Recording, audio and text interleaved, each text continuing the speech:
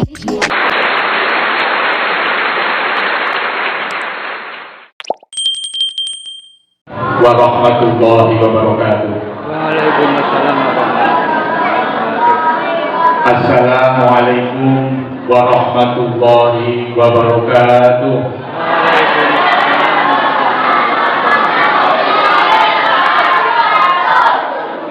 Alhamdulillah. Alhamdulillahilladzi anzala as-sakinata fi qulubil mu'minin liyazdadu imanan ma'a imanihim. Asyhadu an la ilaha illallah wahdahu la syarika lah wa asyhadu anna Muhammadan abduhu wa rasuluh. Allahumma sholli ala Muhammad wa ala alihi wa sahbihi ajma'in. Amma ba'du, wa qala Allah ta'ala fil Qur'anil Karim, a'udzu billahi minasy syaithanir rajim. Ya ayyuhalladzina amanu taqullaha haqqa tuqatih wa la tamutunna illa wa antum muslimun. Wa qala Allah ta'ala aidan, ara'aital ladzi yukadzibu bid-din fadzalika alladzi yad'ul yatim wa la yahuddu ala ta'amil miskin fawailul lil musallin alladzina hum an sholatihim sahun alladzina hum yura'un wa yamna'unal ma'un. Ibu-ibu, bapak-bapak, utamanipun bapak para desa awak mereka satu dari hormatan, wabil khusus adik-adik ingkang kawula tresnani. Kalau mau sampun dipun jajan nggih. Jajanipun apa kalau tahu? Jajanipun apa tahu? Kampung sedekah apa? Masjid Al-Manar. Ingat Al-Manar, ingat sedekah. Niki kula mboten ngaji, Pak Bu. Kula namung ngaji tes adik-adik iki. Kalau sak kula nggih gawa duit. Nah, sapa sing wis hafal Al-Ghoshiyah? Dari yang laki-laki ada mboten? Ketoke ten 50.000 Pak. Sinten Al-Ghoshiyah? Ayo, siapa Al-Ghoshiyah sinten? Ada 10.000, ada 20.000, ada 50.000. Maju, yang hafal Al-Ghoshiyah sinten? Ya, berdiri. Kenalkan namanya dulu, Mas. Nah, namanya siapa, dari mana? Berdiri nggak apa-apa. Namanya siapa? Adi, dari mana? Oh ya, monggo. Al-Ghoshiyah ya. Monggo, bismillah. Bismillahirrahmanirrahim. Al-Ghoshiyah Biduri yawmin khashiyah akhiratin nashibah tasla naran hamiyah tusqa min ainin haniyah laisa lahu illa nurun la yusbih ayuni min dhurriyyah na'imah isbiha wa khashiyah natin aliyah لا تسمع فيها لاغية في جنات عالية لا تسمع فيها لاغية فيها سرر مرفوعة فيها عين جارية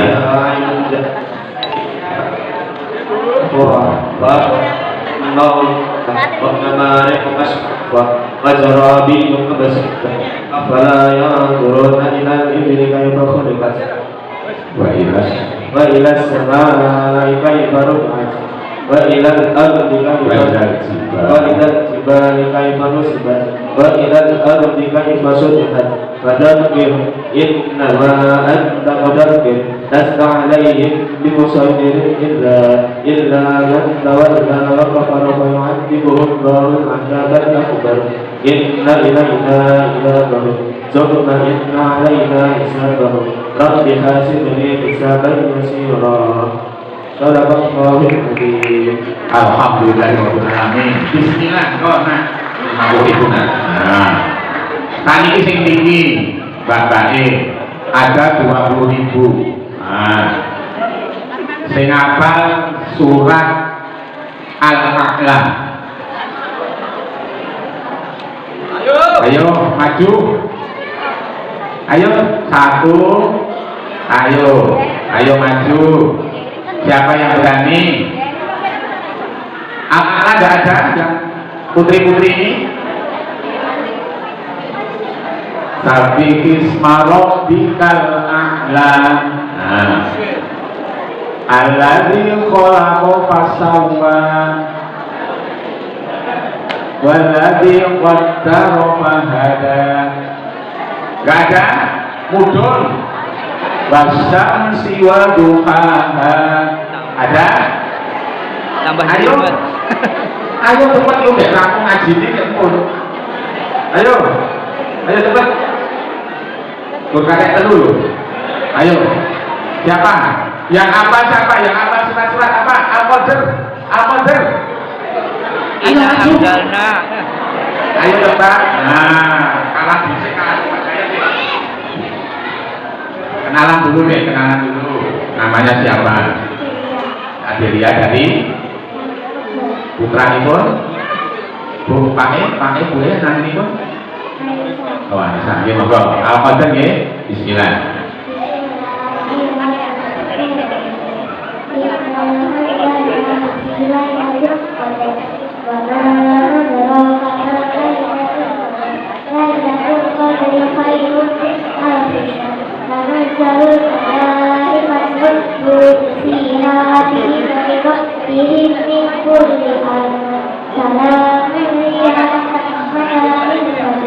Allahumma arhamna bil Quran. Coba nambah nih. Nah, 20.000. Dikit persen 20-an Ibu melih. Ayo. Siapa yang apa tadi? Al-A'la dan laki-laki ini ada enggak? Al-A'la. Sabihis. Ayo bismillah. 1, 2, 3. Enten boten? Kakeknya mbak-mbak ini tuh, yang cowok-cowok nggak ada. Ayo, ada nggak? Nggak ada. Mudun. Oh ya ada, monggo. Nah, terus pokoknya rasa ngaji nggak apa-apa. Ayo, namanya siapa? Muhammad Muhammad. Ya, siap. Bismillahirrahmanirrahim. Sabih isma rabbikal a'la alladzi khalaqa fasawwa walladzi qaddara fahada walladzi akhrajal mar'a faja'alahu ghusaa'an wa sanaqaluka fala takhsha illa ma syaa Allah innahu ya'lamul jahra wa ma yakhfa wa lam yasruka lil yusra fadhakir man nafa'ati dhikra sayadhakkaru man yasha wa yatajannabu al-ashqa alladzi yasna'u al-kubra thumma la yamutu wa la yaqdaru man yasha wa اسم ربه فصلى بل تؤثرون الحياة الدنيا والآخرة خير وأبقى إن هذا لفي الصحف الأولى صحف إبراهيم وموسى عليهما السلام صدق الله العظيم. Allahumma arhamna bil Quran. Alhamdulillah ya. Wong niki tesenen 12.000. Nek 12.000 kelas sing rasa abot-abot bae. Ikhlas. Mari berdoa ibu. Pokoknya duit dompet ini kurang kok. Ayo, yang adik-adik sini. Apa ya? Alam nasrah laka sadrak. Ayo siapa yang apa, Dong? Oh, kasih anu. Nah, siapa bapak yang kesetrum boleh? Yang kesetrum boleh, monggo maju. Ini 12.000 dulu, alam nasroh. Saya berminta aku 20 menit ya. Monggo, nah, alam nasroh. Yo, tahu dulu, basmalah namanya sinten? Clarissa. Nggih, monggo. Bismillahirrahmanirrahim. Alam nasroh laka sadrak wa wada'na anka wizrak alladzi anqadha dhahrak wa rafa'na laka dhikrak fa inna ma'al usri yusra fa idza faragta fansab wa Allahumma arhamna bil Quran. Betul. Mungkin tahu dari bapaknya ada lagi 20.000 anyar. Masih grace. Nembe motong. Masih grace. Ini rodok kelasnya rodok al-aqlan tadi ya. Rodok al-aqlan. Ayo, buat duha. Buat duha. Sing dari kasih kamu deh yang itu deh. Ya, yang mana? Yang mana? Ayo. Buat duha. Namanya siapa? Yo. Bismillahirrahmanirrahim. Wadduha wal-laili idza saja. Ma wadda'a rabbuka wa ma qala. Wal-akhiratu khairun laka minal ula. Wa lasawfa yu'tika rabbuka fatarda. Alam Alam yazid.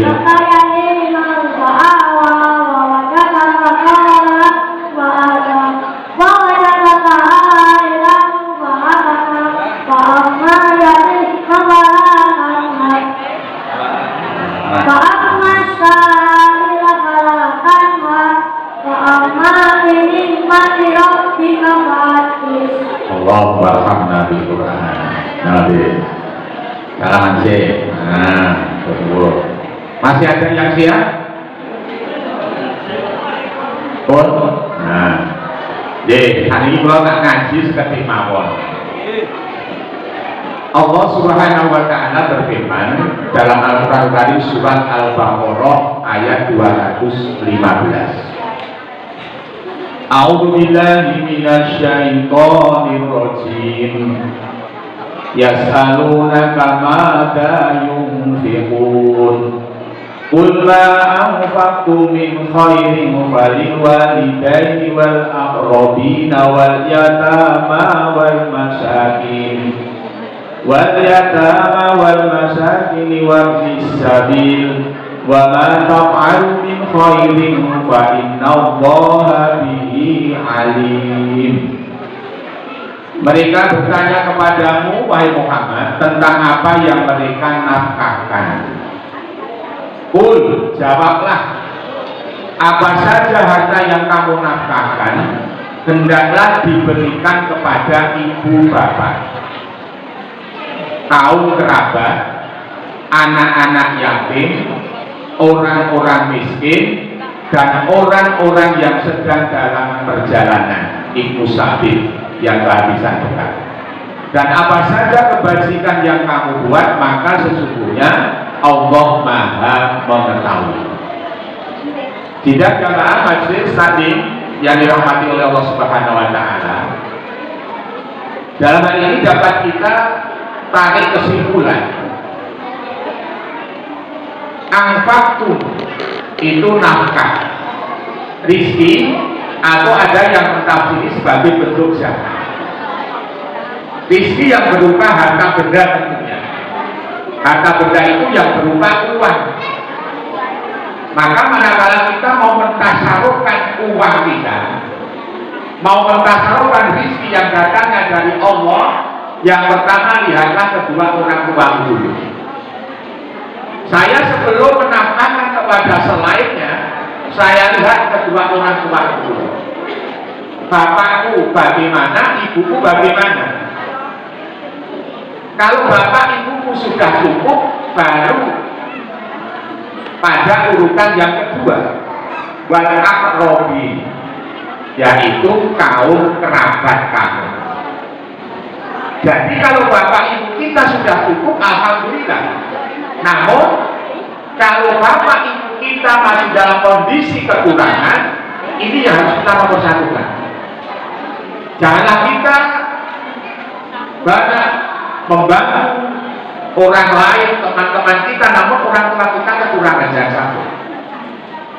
Ini yang pertama adalah kedua orang tua. Yang kedua adalah wal aqrabi, saudara kamu atau kaum kerabat, masihipun, adikipun.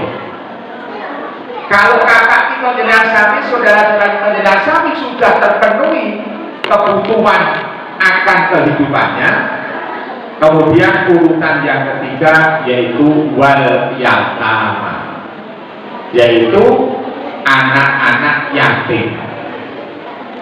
Yatim adalah seorang anak yang ditinggal mati ayahnya dalam kondisi belum balik. Kalau piatu, seorang anak yang ditinggal mati oleh ibunya dalam kondisi belum akhir balik.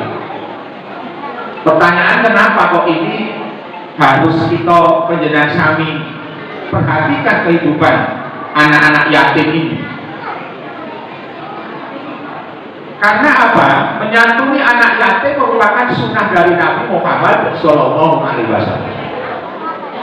Di antara keutamaannya, yang pertama adalah dijamin akan masuk surga. Siapapun yang suka menyantuni anak yatim dijamin masuk surga.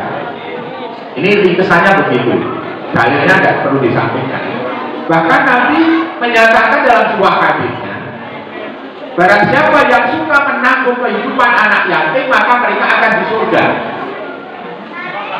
Sebagaimana ini bersama di surga bersama Nabi Muhammad Shallallahu Alaihi Wasallam. Jejer Pak. Kalau kita diberi anugerah oleh Allah rezeki yang banyak, satu milah anak yatim.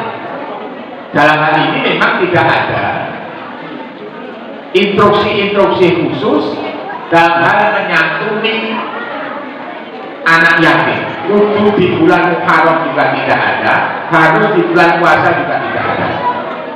Karena kebutuhan anak yatim itu ternyata tidak hanya di saat bulan Ramadan, tidak hanya di saat bulan Muharram. Setiap harinya membutuhkan uluran tangan dengan sami. Maka biasakanlah untuk senantiasa menyantuni anak yatim, memberi makan, memberi pakaian, atau bahkan ada yang menanggung kehidupannya, mengambil sebagai anak asuh, meskipun bukan anak secara nasabnya. Diberikan pendidikan yang terbaik, diberikan pakaian terbaik, diberi makan yang terbaik, menjadi anak asuh sampai sekolah yang setinggi-tingginya. Itu kalau bisa. Mudah-mudahan di tahun-tahun yang akan datang Masjid Al-Manar memang betul-betul menjadi kampung sedekah. Sehingga siapapun yang bersedekah di Masjid Al-Manar, pentasaruannya insya Allah akan pas. Apalagi masjidnya nanti menjadi lebih besar, dan anak-anak yatim di sekitaran kita diperhatikan. Kemudian yang kedua, keutamaannya mendapatkan pertolongan dari Allah. Ini bahkan Nabi Muhammad SAW bersabda, man nafasa muslimin kurbatan min kurobi dunya nafasallahu lahu kurbatan min kurobi yaumil qiyamah. Barang siapa yang memberikan pertolongan kepada seorang muslim tentang kesusahan di antara kesusahan hidup di dunia, maka dia yang suka menolong itu akan diberi kurbatan min kurobi yaumil qiyamah, kesusahan-kesusahan di saat di hari kiamat. Luar biasa. Jadi pertolongan Allah akan senantiasa diberikan kepada orang-orang yang suka menyantuni anak yatim. Ada seorang dokter yang cerita begini, ada teman jamaah masjid itu mengeluh, dok, gimana ini dok? Ada apa mas? Kelihatannya punggung saya ini ada sarafnya yang kejepit dok. Tapi saya mau operasi takut dok. Gimana solusinya ya dok ya? Nah, ternyata hari itu belum terdapat solusi. Kemudian ketemu dengan dokter, dia dapat solusi. Dia mengundang beberapa anak yatim, diundang anak yatim itu diundang ke rumahnya, diberi santunan, diberi baju, diberi apa-apa, makanan seenak-enaknya, diminta untuk mendoakan. Maka doa anak yatim ini insya Allah senantiasa akan dijawab oleh Allah Subhanahu wa Ta'ala. Setelah itu mengkaji anak-anak yatim itu pada ngaji, sehabis ngaji berdoa. untuk kesembuhan bapak yang katanya sarafnya kejepit tadi. Konon ceritanya, pada hari yang lain ketemu dengan dokter. Kamu kok sudah siap mas? Ya dok, alhamdulillah saya sudah sehat ini. Nah, apa yang kamu lakukan? Gak jadi operasi kok sudah sehat? Saya kemarin sengaja mengumpulkan anak-anak yatim, ada sekitaran 30 dok. Saya tidak habis sampai 5 juta dok. Namun alhamdulillah berkat doa anak yatim, saya diberi kesembuhan oleh Allah. Jadi Allah akan berikan pertolongan kepada siapapun yang suka menyantuni anak-anak yatim.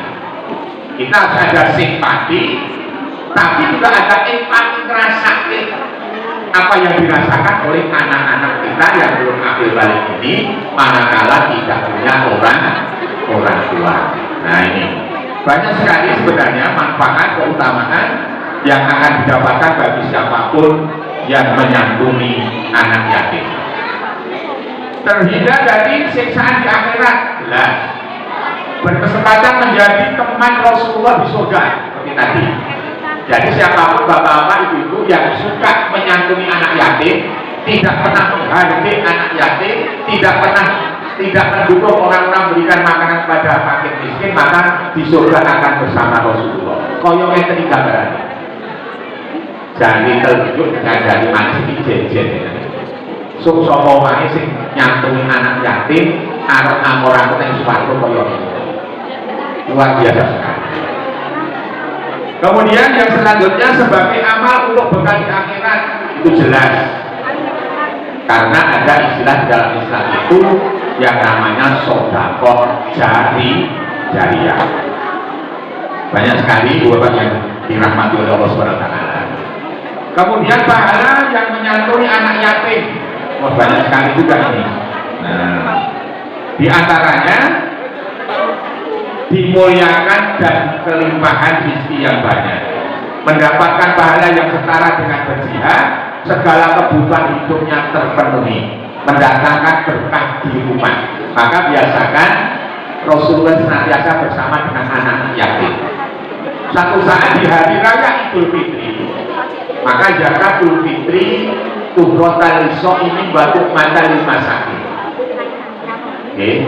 Tuhrotal ini minalawi wakafasi waktu mata lima sakit. Zakat fitrah itu fungsinya untuk membersihkan orang-orang yang berpuasa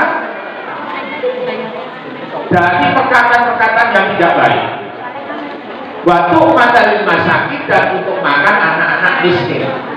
Suatu saat Nabi Muhammad SAW mau pergi ke tanah lapang untuk sholat Idul Fitri. Di tengah jalan Nabi ketemu dengan anak-anak yang nangis. Nek carane caranya Pak Dik matur, apa boleh? Pripun iki ya Rasulullah, kula mawon ditinggal mati mak kula, yatim kan. Pakaiannya lusuh, belum mandi, nangis pada hari raya Idul Fitri. Jangan sampai orang-orang miskin, anak yatim di hari raya Idul Fitri itu sampai menangis. Maka diperbolehkan zakat fitrah itu untuk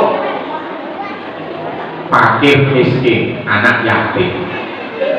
Kemudian anak itu dibawa Rasulullah pulang, dimandikan, dijungkai sing bagus, sing ganteng, diberikan oleh Rasulullah pakaian yang terbaik, kemudian diajak ke tanah lapang. Rasulullah begitu. Maka kita dinasakan kepingin besok di surga bersama Rasulullah, biasakan untuk menyantuni anak yatim. Mungkin itu sedikit yang saya sampaikan karena kondisional. Anak-anak nanti tidak ngantuk, pun ngantuk derek deh, kakak pun ngantuk. Adik-adik ini pun ngantuk. Kita dihadiahin aja turun dosen. Turun, ya Allah, sama kader, ya. Ada kurang lebihnya mau dimaafkan. Jadi kalau kita bisa ini kepanggil anak-anak yatim. Jadi mau ngasih apa nek harus bocah-bocah ini. Jadi demikian ada kurang lebihnya mau dimaafkan. Bila itu hidayah, wassalamualaikum warahmatullahi wabarakatuh.